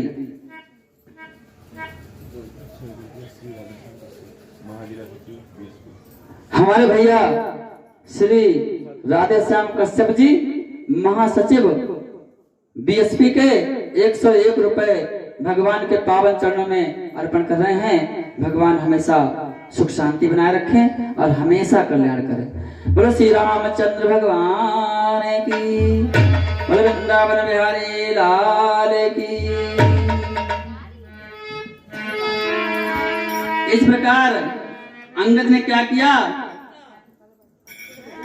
जिस समय पृथ्वी पर हाथ मारे हैं अंगद ने और पृथ्वी जगमगानी है, तो सिंहासन से चक्कर खाकर गिर गया दशानन धरती पर। जब पृथ्वी डोली है, रावण को चक्कर आ गया, सिंहासन हिल गया और रावण खड़बड़ा गया, पृथ्वी पे जाके गिरा।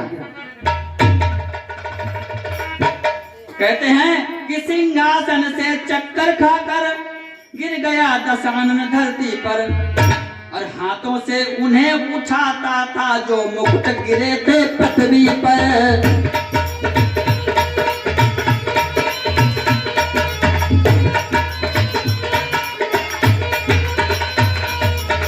और सिंहासन से चक्कर खाकर गिर गया दशानन धरती पर। हाथों से उन्हें उठाता था जो मुकुट गिरे थे पृथ्वी पर।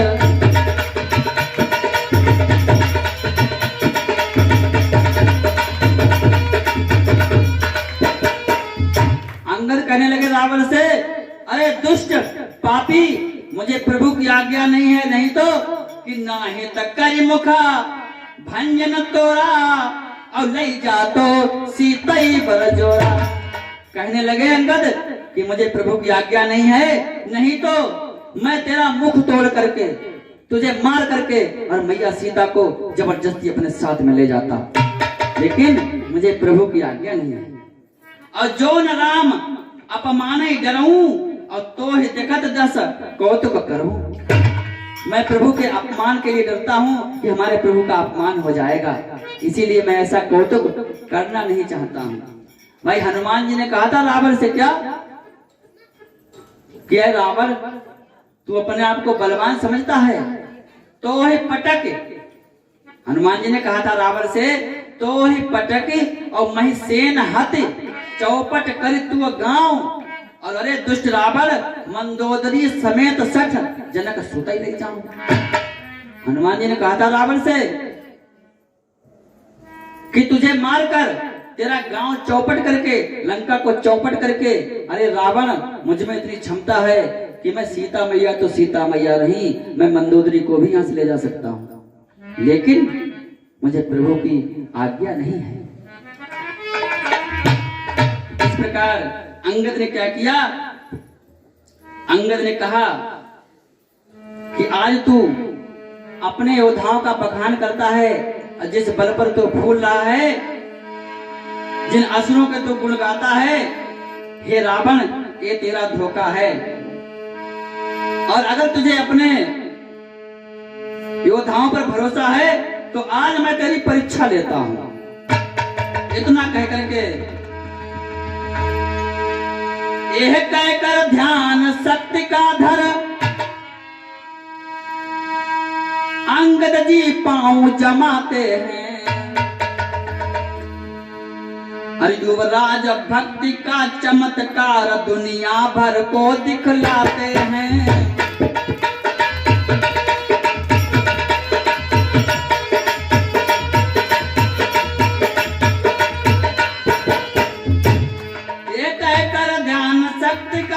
अंगद जी पांव जमाते हैं, युवराज भक्ति का चमत्कार दुनिया भर को दिखलाते हैं।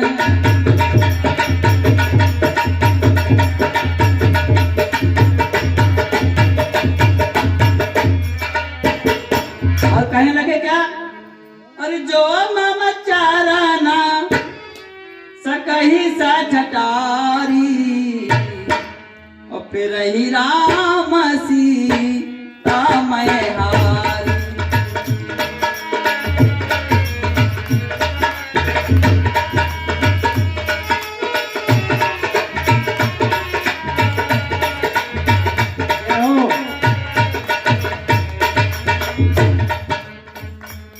अंगद जी ने अपना पांव जमा दिया और कहने लगे कि जो मम चरना सकही सटटारी, फिर ही राम सीता मैं हारी। अरे रावण मैं अपना पैर जमा रहा हूँ और मैं चैलेंज करता हूँ तेरे योद्धाओं को, जो भी हमारा पैर इस सभा में हिला देगा, उठाने की बात छोड़ो, अगर हिला भी देगा तो मैं सीता को हार जाऊंगा और वापस चला जाऊंगा।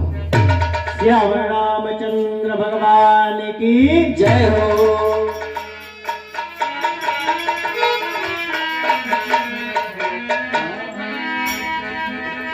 महाशक्तिन को यह ध्यान रहे, पृथ्वी पे वृथा विध्वंस न हो, कोई न अकाल मरे जग में, हर वंश कोई निर्वंश न हो। को नीति अनीति में भेद करे, यदि राम सरी को हंस न हो, पृथ्वी धस जाए रसातल में, पृथ्वी पे जो धर्म को अंश न हो।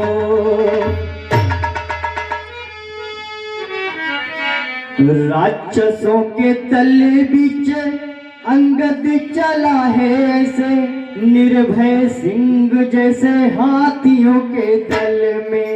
राक्षसों के तले बीच अंगद चला है ऐसे, निर्भय सिंह जैसे हाथियों के दल में। साहस अपार लिए राम का आधार लिए, कूद पड़े जैसे कोई सागर साहस अपार लिए राम का आधार लिए, कूद पड़े जैसे कोई सागर यतन में।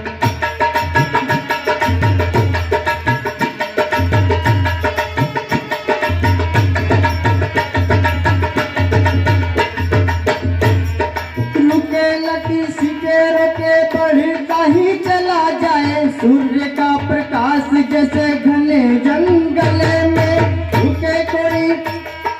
रुके किसी के लर पे पढ़ता ही चला जाए सूर्य का प्रकाश जैसे घने जंगल में। राम जी की सेना में है बड़े बड़े योद्धा पर अंगद सा एक न विवेक बुद्धि बने में। राम जी की सेना में है बड़े बड़े योद्धा पर अंगद सा एक न विवेक बुद्धि बने में।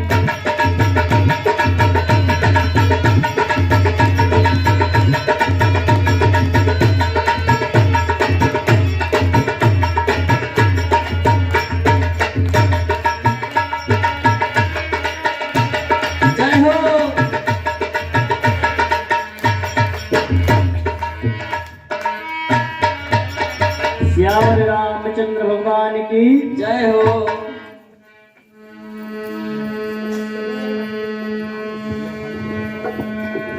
अब अंगद ने जब पैर जमाया है कि अब गली गयो खम्बु हमारो, अब गली गयो खम्बु हमारो, हिम्मत होई तो जाई उकारो। अरे अंगद सभा बीच मैं ठाड़ो बोले राम जी की जय।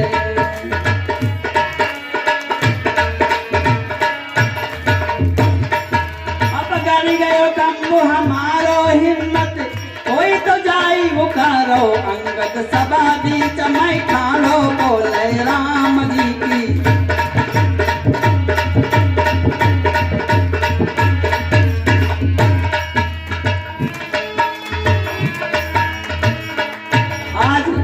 बड़े बड़े योद्धा आ रहे हैं कि बड़े बड़े योद्धा आवे, अपनी सारी शक्ति लगावे और पगना हिले वीर मुस्कावे बोले राम जी की जय। किसके प्रताप से?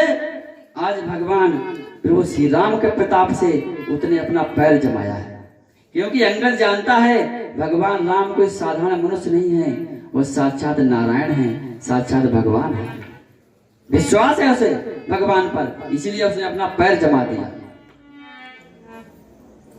जब कि कोटिन मेघनाथ सम सुबट रहे हर्षाए, झपट ही चरण कपि चरण पुनि बैठे सिरुना। मेघनाथ के समान जितने योद्धा थे, यहाँ तक कि मेघनाथ ने भी अपनी ताकत लगा के देख ली, लेकिन जब पैर नहीं हिला अंगद का, आज तो दशकंधर स्वयं उठ के खड़ा हो गया। रावण स्वयं उठा है कि तब तो दशकंधर आप उठा, और तब तो दशकंधर आप उठा, और 20 हाथों को उठा लिया।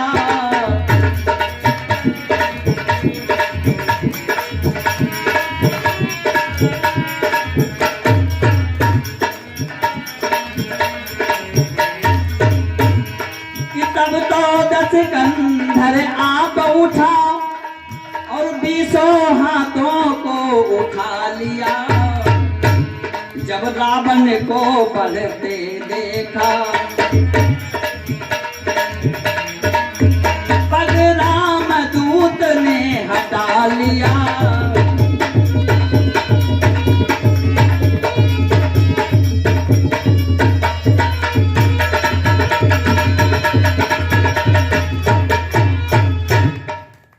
जब किसी से पैर नहीं उठा, हिला तक नहीं, तो आज रावण ने स्वयं अंगद के पैर को उठाना चाहा और अपने सिंहासन से उठ करके नीचे आ जाता है और अपना असली रूप प्रकट कर दिया।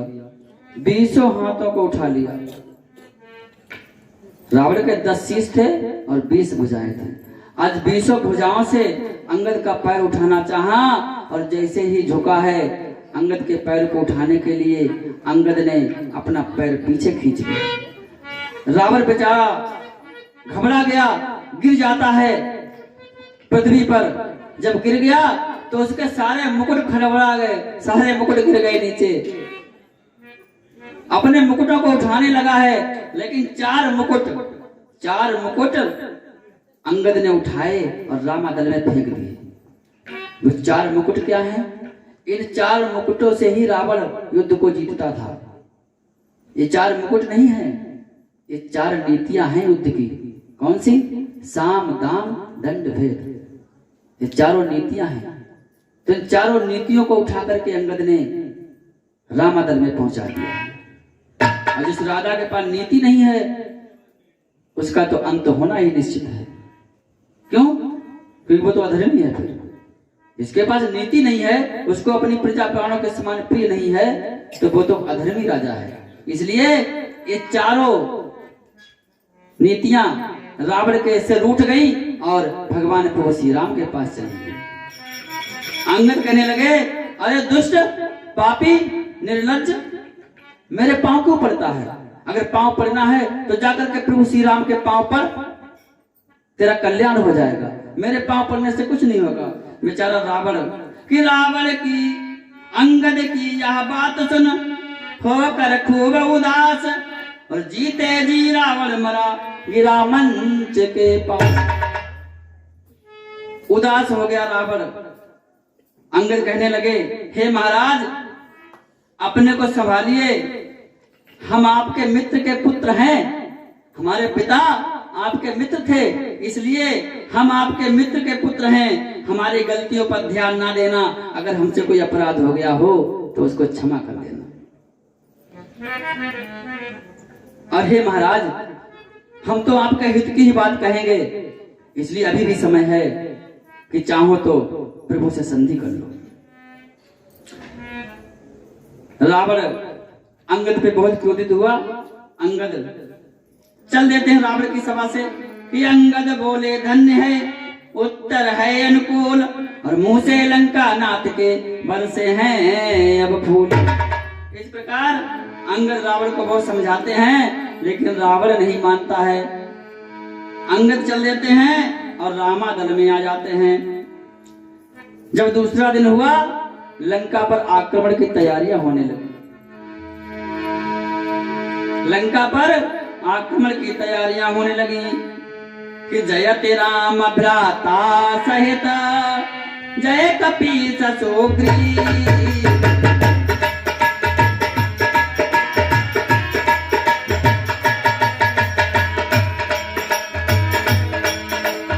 और गरजे के हरि नंद कपी भालू महाबल शिव।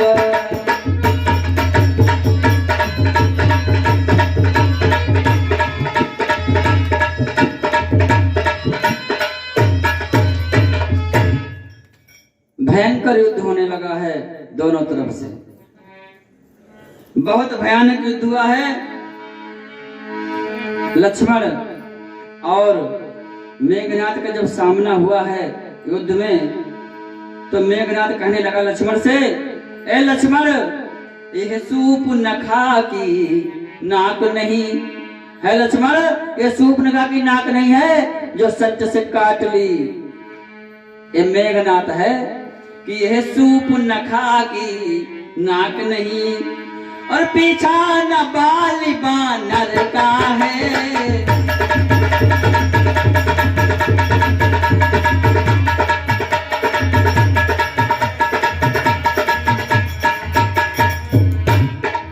ये सूप नखा की नाक नहीं, और पीछा न बाली बानर का है।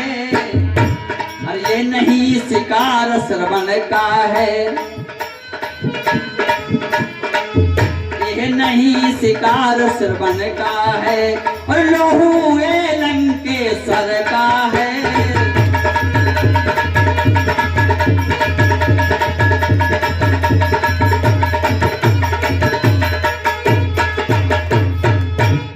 मेघनाथ कहने लगा लक्ष्मण, ये सूप नखा की नाक नहीं है जो काट ली, और ना ही बाली बानर का पीछा है जो छिप करके मार दिया पीछे से बाण। और हे लक्ष्मण, और ना ही ये शिकार श्रवण का है जो महाराज दशरथ ने धोखे से श्रवण को मार दिया। ये लोहू, ये खून लंकेश्वर का है।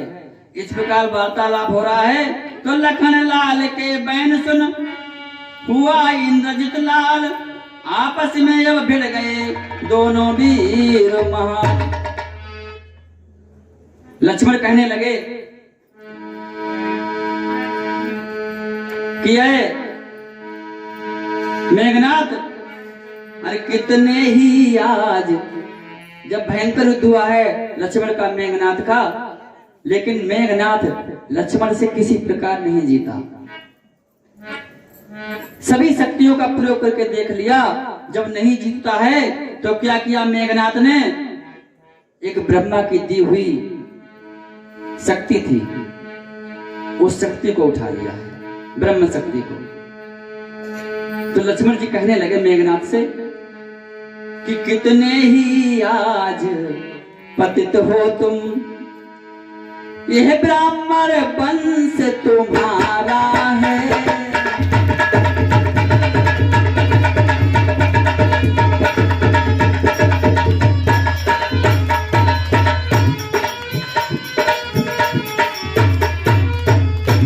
कितने ही आज पतित हो तुम, यह ब्राह्मण वंश तुम्हारा है। और यह ब्रह्म शक्ति का आदर है, जिससे सर झुका हमारा है।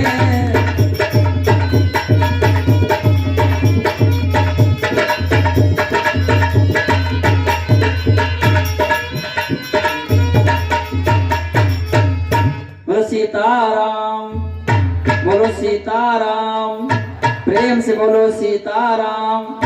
श्री राम, जय राम, जय जय राम। श्री राम, जय राम, जय जय राम। इस प्रकार आज मेघनाथ ने ब्रह्म शक्ति को उठा लिया और लक्ष्मण के ऊपर उस ब्रह्म शक्ति का प्रहार कर दिया। लक्ष्मण कहने लगे मेघनाथ, मैं इस शक्ति को काट सकता हूं, लेकिन अगर मैं इस शक्ति को काटता हूं, ब्रह्म शक्ति को काटता हूं, तो इसका अनादर हो जाएगा और ब्रह्मा जी का अपमान हो जाएगा। इतना कहकर के मेघनाथ ने अपनी छाती को खोल दिया और ब्रह्म शक्ति अपने सीने पर ले ली। जैसे ही शक्ति लगती है लक्ष्मण को कि समर भूमि में जब गिरे होकर लखन उदास, हर्ष नाद कर आ गया मेघनाद तत्काल। तुरंत मेघनाथ आ जाता है और एड़ी से चोटी तक का जोर लगा दिया मेघनाथ जी ने लक्ष्मण जी को उठाने के लिए, लेकिन लक्ष्मण जी को उठा नहीं सका। क्यों?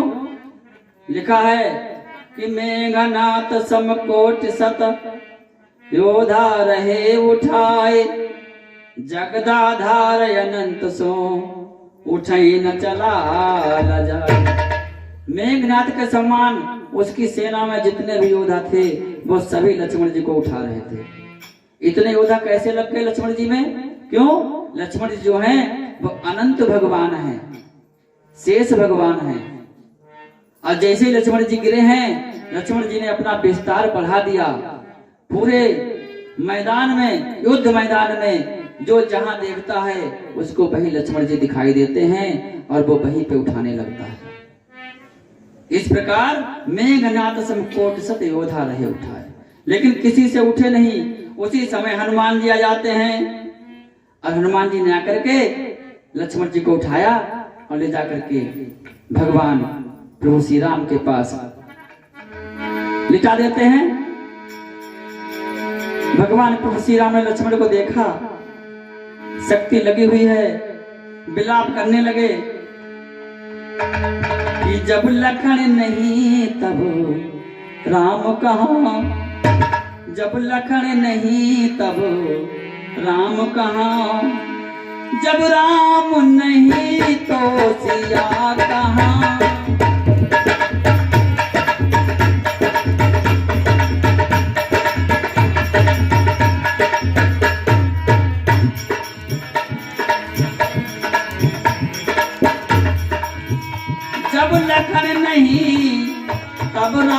कहाँ, जब राम नहीं तो सिया कहाँ, और जब सिया नहीं तो, जब विजय नहीं तो सिया कहाँ, जब सिया नहीं तो वो समय कहाँ।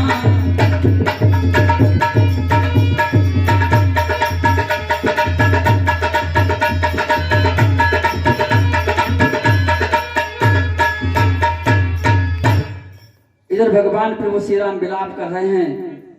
सुग्रीव कहने लगे प्रभु सारा संसार बानरों को दोष देगा कि बानरों ने आकर के युद्ध में लक्ष्मण के प्राण ले लिए। सुग्रीव अपने आप को दोष दे रहे हैं।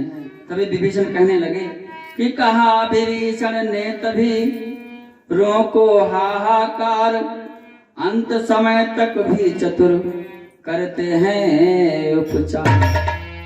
विभीषण कहने लगे प्रभु विलाप मत कीजिए, आप चिंता मत कीजिए, चिंतन कीजिए, चिंता मत कीजिए, चिंतन कीजिए किस प्रकार लक्ष्मण के प्राण बचेंगे। तो जामवंत का वैद सुखेना, लंका रहा पठिय को ले। तुरंत हनुमान जी लंका जाते हैं और वहां से सुखेन वैद को ले आते हैं। सुखेन वैद कहने लगे, लक्ष्मण जी की नवज देखी और कहने लगे जो भी द्रोणागिरी पर्वत पर जाएगा और रातों रात में बूटी लेकर के आएगा तभी लक्ष्मण के प्राण बचेंगे। इतना जब सुना है हनुमान जी ने, तुरंत हनुमान जी उठ के खड़े हो जाते हैं और कहने लगे कि मैं जाऊंगा द्रोणागिरी पर्वत पर और मैं रातों रात बूटी लेकर के आऊंगा। हनुमान जी चल देते हैं। इधर रावण ने क्या किया, रावण ने काल नेमी राक्षस को बुलाया और कहा हनुमान जी को रास्ते में रोक लो, बूटी लेकर के ना आ पाए। और किस प्रकार भैया कहा है हमारे भैया बताएंगे। बोले वृंदावन बिहारी लारे की।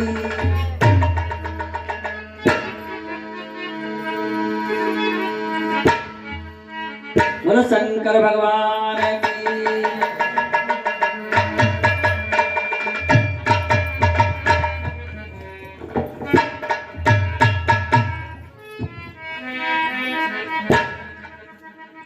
बोलो सीताराम सीताराम सीताराम सीताराम श्री राम जय राम जय जय राम जय जय। काल भी कहता है वहां बैठ के श्री राम जय राम सिया राम जय जय राम, श्री राम जय राम जय जय राम, श्री राम जय राम जय जय राम राम सीता राम, मैं तो राम ही राम पुकारूं। राम जय जय राम सिया राम जय जय राम, मैं तो राम ही राम पुकारूं।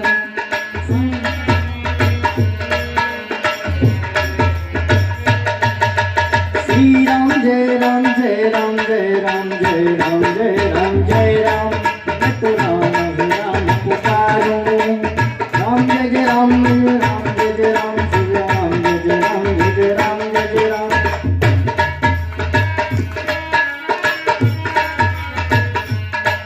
सिया राम मेरी सुध लीले, मैं कब से राह निहार रहा।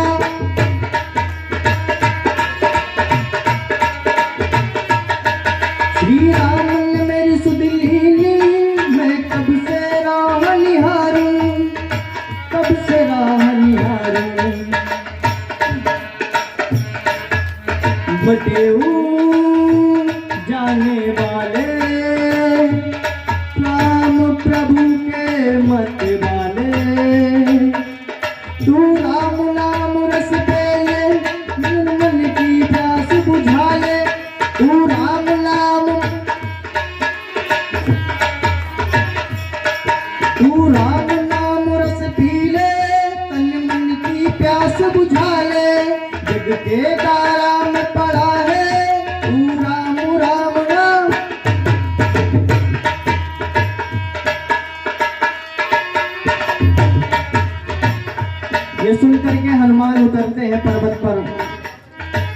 और राम भक्ति की कुटिया देखकर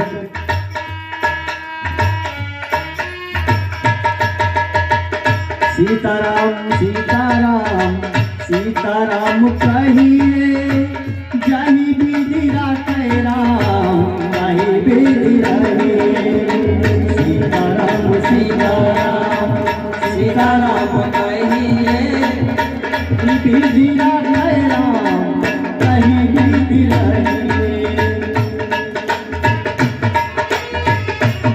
तो काल नबी कहता है मेघनाथ ने शक्ति मारी है तेरा राम बड़ा दुखारी है तुझे एक पैदले पठाया है तू संजीवनी लेने आया है कितने से आ गए कितने को जावे कितने को जावे बाबा ने सब फेरा रे जानो है बल दूर बगे बसेरा रे जानो है बल दूर बगे बसेरा रे।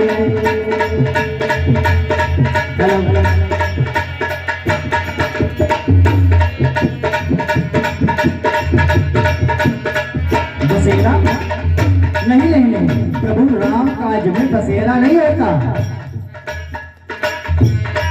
यही भगवान की इच्छा है तू आज यही विश्राम करे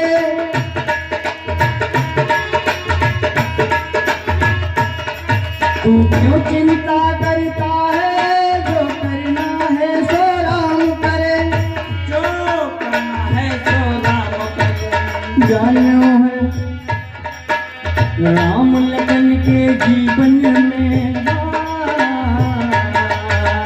राम लगन के जीवन में कभी होगा नहीं अंधेरा रे जानो है बड़ी दूर बटे कर ले रही बसेरा रे जानो है बड़ी दूर बटे कर ले रही बसेरा रे।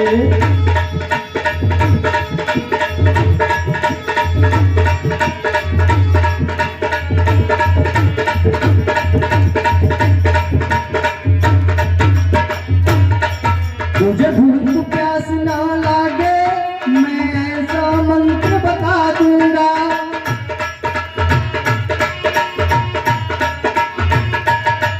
तुझे जिस पर्वत पे जाना मैं पल भर में पहुंचा दूंगा मैं पल भर में पहुंचा दूंगा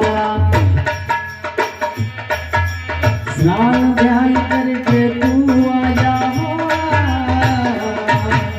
स्नान ध्यान करके तू आजा तो बना लूं चेला रे जानो है पर दूर बटे पहले रहने बसेरा रे जानो है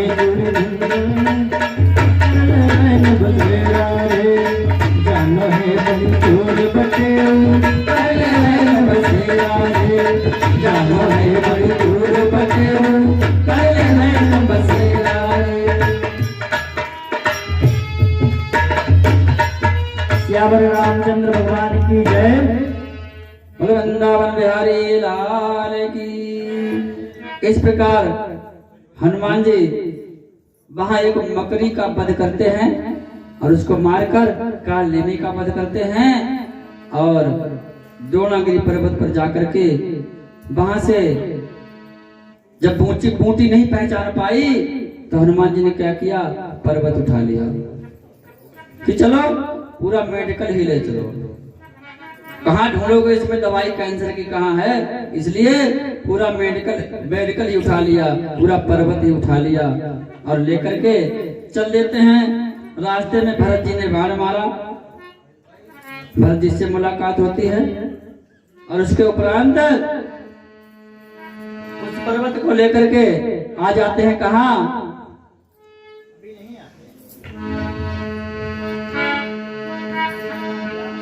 रामादल में आ जाते हैं। सुखेन वैद्य बूटी को लक्ष्मण को पिलाते हैं और लक्ष्मण के प्राण बच जाते हैं। लक्ष्मण जी राम राम कह करके उठ बैठते हैं क्योंकि समय नहीं है और अभी भगवान का रात्र करना है। और वृंदावन बिहारी लाल। हमारे भैया करण वर्मा जी ये 100 रुपए भगवान के पावन चरणों में अर्पण कर रहे हैं। भगवान हमेशा कल्याण करें और सुख शांति बनाए रखें। सभी बानर आज हनुमान जी की जय जयकार करते हैं और कहते हैं क्या कि मैं ना भूलूं तुम्हें। हे बजरंगबली, हम सब आज कहेंगे क्या कि हम हनुमान जी को ना भूलें, हम बालाजी को ना भूलें, हम बजरंगबली को ना भूलें। इसीलिए सभी लोग कहेंगे कि हम ना भूले तुम्हें, तुम ना भूलो हमें कष्ट हारी। अरे वो मझधार नैया हमारी।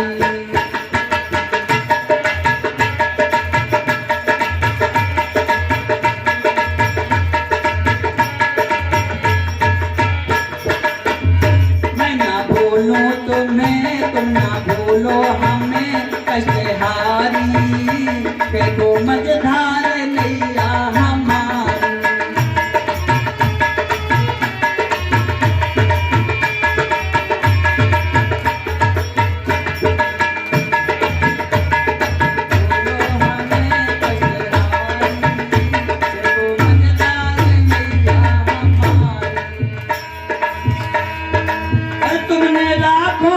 संकट मिटाए। सभी लोग कहेंगे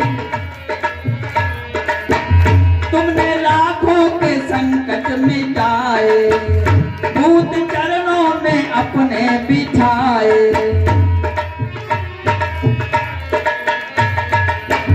वीर बंका बली भूत पकड़ो चली कष्ट हारी। के वो मझधार नैया हमारी।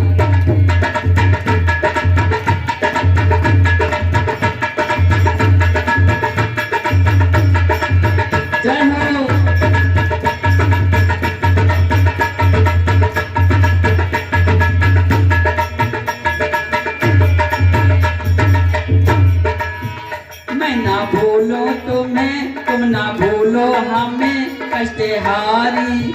के वो मझधार नैया हमारी।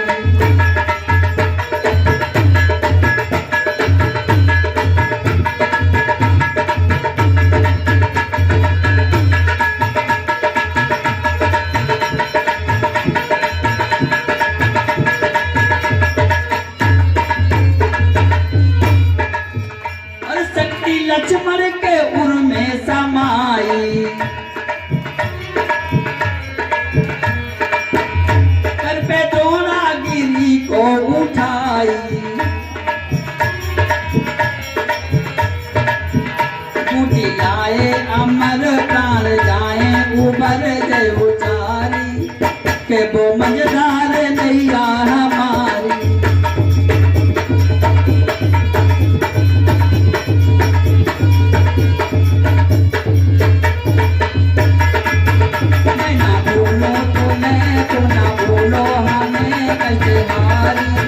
के वो मझधार नैया हमारी।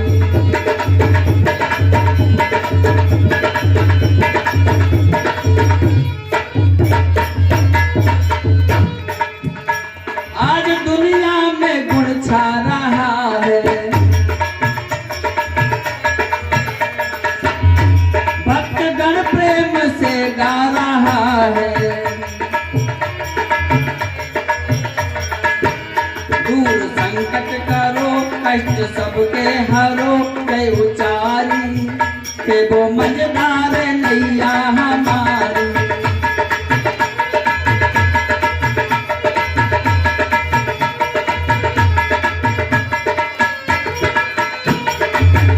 मैं ना भूलूं तुम्हें, तुम ना भूलो हमें कष्ट हारी। के वो मझधार नैया हमारी।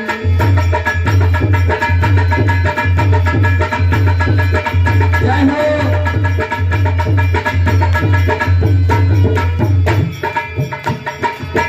और कि सच्चा दरबार तेरा निराला।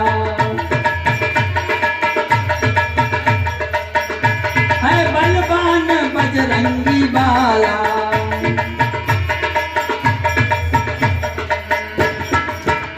सच्चा दरबार है, धर्म अवतार है, धर्मधारी के वो मजेदार नैया हमारी।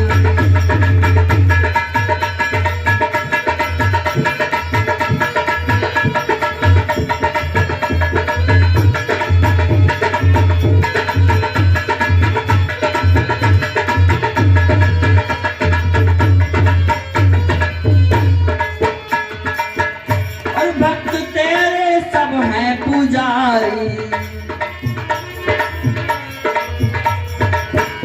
सेवा तन मन से करते तुम्हारी।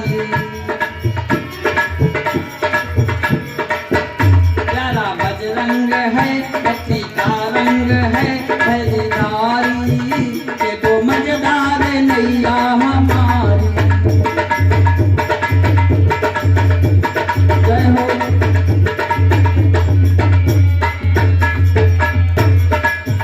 मैं ना बोलो तुम्हें, तुम ना बोलो हमें, कैसे हारी के वो मजेदार नैया हमारी।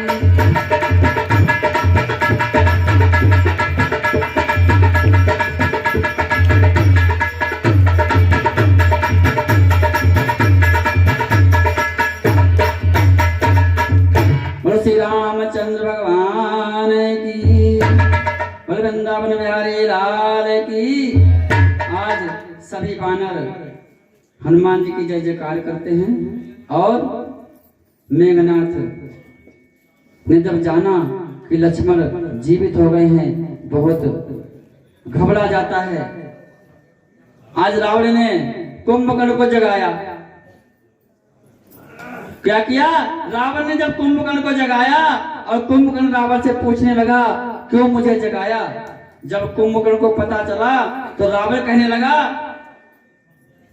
कि सुनी दशक अंदर के वचन कुंभकर्ण बिलखान, और कहने लगा कि जगदम्बा हरि आन के और सच चाहत कल्याण।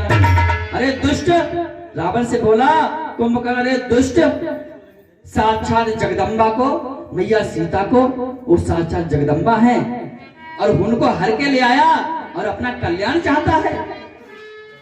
आज जिस प्रकार तूने मुझे जगाया और जब तूने मैया सीता का हरण किया था तब तूने मुझे क्यों नहीं जगाया? उस दिन भी तू मुझे जगा सकता था। इस प्रकार कुंभकर्ण कहने लगा क्या?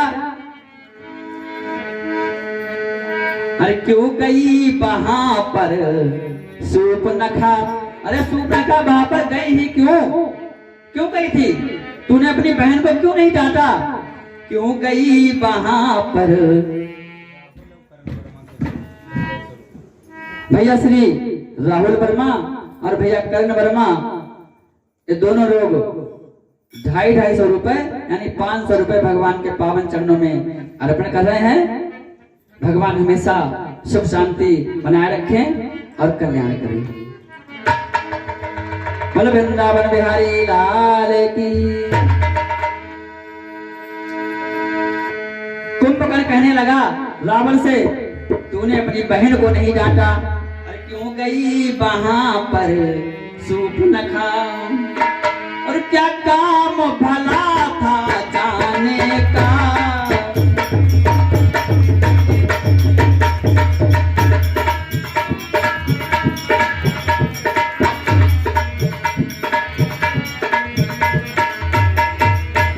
क्यों गई वहां पर सूर्पनखा? क्या काम भला था जाने का? और कोई तो कारण होगा ही, लड़कों से नाक कटाने का।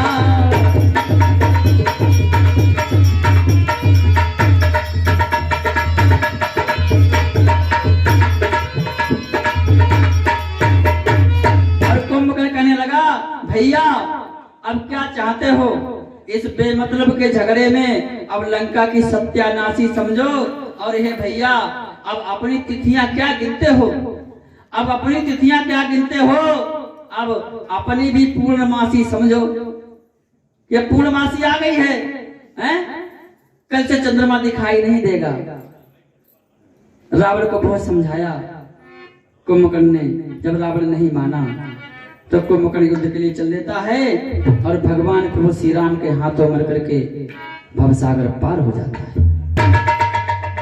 इस प्रकार जब कुंभकर्ण मर जाता है, कुंभकर्ण का कर्ण का वध हो गया, उसके उपरांत फिर से मेघनाथ युद्ध के लिए जाता है। मेघनाथ ने एक यज्ञ भी रचाया था और एक बार मेघनाथ भगवान प्रभु श्री राम और लक्ष्मण दोनों भाइयों को नाग फांस में बांध देता है।